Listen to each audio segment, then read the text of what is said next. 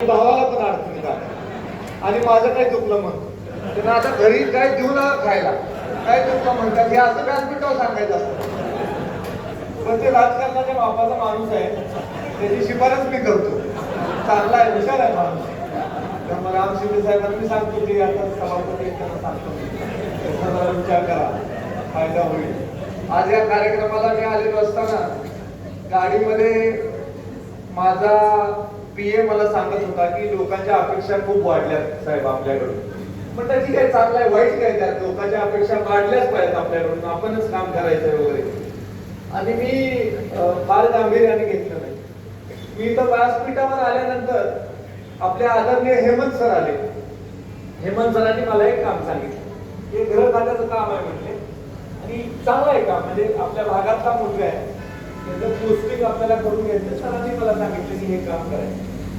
ते सांगितल्यानंतर मी सरांना सांगितलं की मी पत्र देतो आणि हे काम तुमचं होऊन जाईल. तेवढ्यावर न थांबता त्याने हाऊस मला सांगितलं की सीएमला एक फोन लावला की लगेच होत जाईल. मला पहिलीच तर नाही राहू दे ना, मला काहीतरी सांगू काय, थोडा तर विचार करा माझा. तुम्ही आपले बाहेर करताय, त्यामुळं विंगाच्या नेत्यांपासून आता मीच सावध राहायची वेळ आली हे आता मला लक्षात आलं. हे आपल्याला कुठेतरी आपला बाजार घेऊन टाकतील आणि आपलं काही खरं नाही. हे आता पैसे आली मला हे सगळं मार्गदर्शन ऐकायला. पण जरा विनोदाचा भाग सोडा, विंग गावाविषयी एक वेगळा आदर माझ्या मनामध्ये कायम आहे. या पूर्ण वानखोऱ्यामधल्या लोकांविषयी एक वेगळा आदर हा माझ्या मनामध्ये आहे. आणि त्यामुळं माझ्या या निवडून आल्यानंतरच्या 5 वर्षाच्या कार्यकालामध्ये या परिसराचा चेहरा मोहरा बदलून टाकण्यासाठी या परिसरामध्ये जे जे काही म्हणून मला करता येईल ते करण्याच्या बाबतीमधला प्रामाणिकपणे माझा प्रयत्न राहील.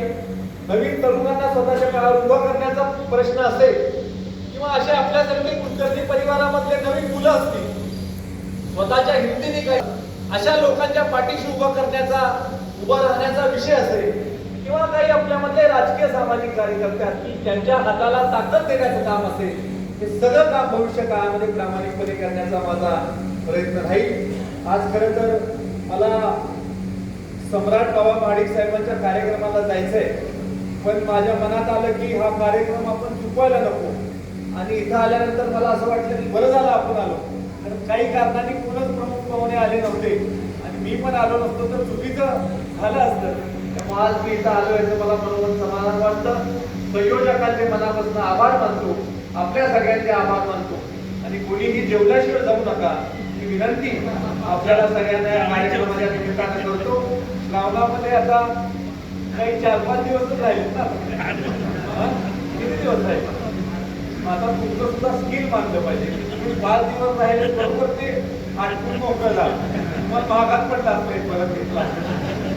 तेव्हा आता श्रावण असल्यामुळे कंपल्सरी वेज आहे ना जेवण. त्यामुळे आज सगळ्यांना जेवणाचा सुद्धा कार्यक्रम कुलकर्णी परिवाराने घेतल्याबद्दल त्यांचे मनपूर्वक आभार. हा चांगला कार्यक्रम घेतल्याबद्दल मानून थांबतो. जय हिंद, जय महाराष्ट्र. धन्यवाद दादा. कुलकर्णी परिवाराने नवीन वाद उद्योगाची समाजसाठी उठवल्यानंतर श्रीकांत कुलकर्णी कॉन्ट्रॅक्टर उपस्थित आहेत. श्रीकांत कुलकर्णी कॉन्ट्रॅक्टर सत्कार अपेक्षित नंबर व्हावा. त्याच्या परिश्रमातून सुंदर अशी